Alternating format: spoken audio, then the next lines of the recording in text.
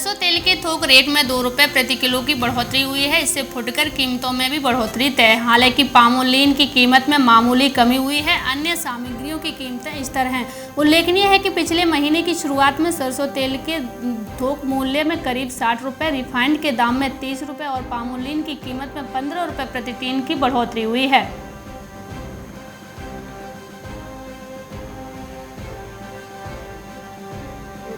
आर्थिक मामलों की मंत्रिमंडल समिति ने जूट पर न्यूनतम समर्थन मूल्य में बढ़ोतरी की संभावना जताई है। समिति 6-7% की बढ़ोतरी करने पर विचार कर रही है। बता दें कि केंद्र सरकार ने फरवरी 2019 में जूट का एमएसपी 2019-20 के लिए 3,950 रुपये प्रति क्विंटल कर दिया था, जो कि इसके पिछले सीजन में 3,700 रुपये प्रति क्विंटल था।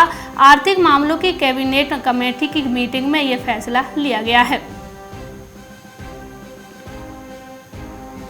देश के लगभग चना उत्पादक क्षेत्रों में फरवरी माह के दौरान तापमान जिस तरह बढ़ा है और जानकार आगे मार्च माह के दौरान भी दिन प्रतिदिन भी गर्मी बढ़ने के आसार बता रहे हैं। इन परिस्थितियों में देखकर उत्पादन 65 से 70 लाख मीट्रिक टन रह जाने की संभावना बन रही है और इनके परिस्थितियों में चने की कीमतें उत्तर भारत की मंडियों में चने की नई फसल का दबाव बनने से पूर्व अभी और तेज रहने के आसार लग रहे हैं।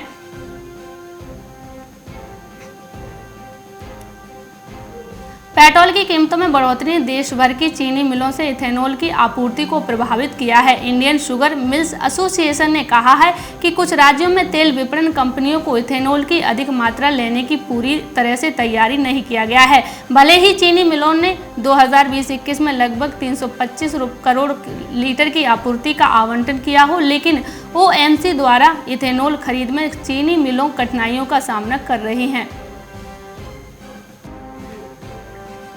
निर्यात के सोयाबीन के बेहतर दाने की बढ़ती मांग और स्टॉक खाली होने के साथ कल रात शिकागो एक्सचेंज में 0.5% के सुधार की वजह से स्थानीय तेल तिलहन बाजार में सोयाबीन दाना में सुधार आया, जबकि स्थानीय मांग कमजोर होने से इसके तेल में गिरावट आई है। आम लोगों पर आने वाले महीनों में महंगाई का बोझ और बढ़ सकता है। ऐसा इसलिए है कि सब्जियां, खाद्य पदार्थों की कीमतों में बढ़ोतरी के बाद अगले कुछ महीनों में दूध, अंडा और चिकन के दाम में बढ़ोतरी की पूरी संभावना है। कोरोना महामारी, लॉकडाउन और बर्ड फ्लू के कारण पोल्ट्री फार्म का कारोबार पूरी तरह से प्रभावित हुआ है। इससे चिकन से लेकर अंडों की आपूर्ति पूरी तरह प्रभावित हुई है। झांसी में सरकारी खरीद केंद्रों में मूंगफली बेचने के बावजूद किसानों को 1 माह बाद भी उपज का पैसा नहीं मिला, जबकि 72 घंटे के भीतर भुगतान का दावा किया गया था। क्रय केंद्र बंद हुए भी 1 माह से अधिक का समय गुजर चुका है, लेकिन किसानों के खाते में पैसा नहीं आया। जनपद में 216 किसानों का करीब 2 करोड़ रुपए फंसा हुआ है।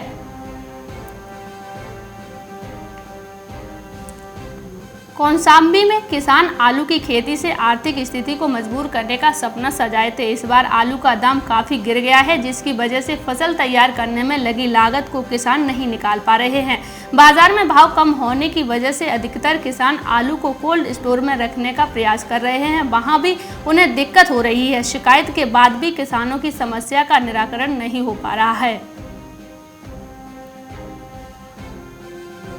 राजगढ़ की कृषि उपज मंडी में इन दिनों गेहूं की आवक का सिलसिला भले ही चल रहा है, लेकिन उतार चढ़ाव का दौर भी साथ नहीं छोड़ रहा है। मंडी में एक बार फिर गेहूं की बम्पर आवक जरूर हुई, लेकिन मंडी में करीब 1000 क्विंटल गेहूं कब पहुंचा, जिससे गेहूं की कीमतों में तेजी दर्ज की गई है।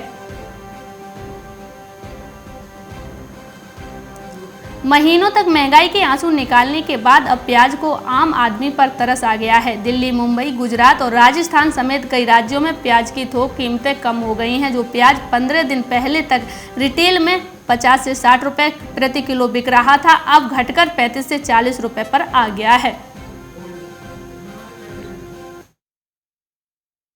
मार्केट टाइम्स टीवी पर चल रहा है बूझो तो जाने क्विज कॉन्टेस्ट। अब आपके पास मौका है हर रोज इनाम जीतने का। जी हाँ, मिक्सी, ग्राइंडर, मोबाइल फोन और ना जाने क्या क्या। अगर आप मार्केट टाइम्स टीवी के सब्सक्राइबर हैं तो हर रोज आप जीत सकते हैं मार्केट टाइम्स टीवी पर आकर्षक इनाम। और अगर आपने मार्केट टाइम्स टीवी को सब्सक्राइब नहीं किया है तो तुरंत सब्सक्राइब करें। मार्केट टाइम्स टीवी पर चल रहा बूझो तो जाने क्विज कॉन्टेस्ट, जिसमें हम हर प्रोग्राम के अंत में पूछते हैं आपसे अर्थव्यवस्था, कमोडिटी बाजार, मंडियों का हाल, शेयर बाजार पर सवाल। सही जवाब देने वालों में से विजेता को लकी ड्रॉ के द्वारा चुना जाता है और उस विजेता को मिलता है मार्केट टाइम्स टीवी की तरफ से पुरस्कार। बस आपको सवाल का जवाब देने से पहले मार्केट टाइम्स टीवी को भी सब्सक्राइब करना है। आज का सवाल है, भारत में प्राकृतिक रबड़ का उत्पादन सबसे अधिक किस राज्य में होता है? आपके ऑप्शन है option A Kerala, option B Karnataka, option C Tamil Nadu, option D Andhra Pradesh. जवाब के लिए टाइप करें रबड़ ए, रबड़ बी, रबड़ सी, रबड़ डी। आपको मार्केट टाइम्स टीवी चैनल को सब्सक्राइब करना है और जवाब व्हाट्सएप करना है। आप जवाब व्हाट्सएप कर दें 9953882229 पर। आप में से लकी विजेता जीत सकता है वेल नोज ट्रिमर।